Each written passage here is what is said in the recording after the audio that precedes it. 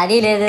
పైగా నా విగ్రహాన్ని కొనడానికి పెళ్లి సంబంధాల్లో పిల్లని చూడడానికి వెళ్ళినట్టు పలోమను 10 మంది వెళ్తారు. అందులో ఒకడికి ఆ బొమ్మ నచ్చిందని, ఇంకోటికి ఈ బొమ్మ నచ్చిందని. నా కర్మ ఏంటంటే అక్కడ ఉన్నవన్నీ నా బొమ్మలే. మళ్ళీ తీరా 10 మందికి ఒక బొమ్మ నచ్చాక అమ్మేటోడు అలుసుగా తీసుకొని 10,000 15,000 అని బాంబు పేలుస్తాడు. ఎందుకురా బాబు ఇంత రేట్ అంటే కలకత్తా నుంచి తెప్పించాం అంటాడు. నాకు అర్థం కానిది ఏంటంటే ఎక్కడైతే నేను కలకత్తా నుంచి అయితే నాకన్నా మునగాడు వస్తాడా, అక్కడ కూడా నేనే కదా.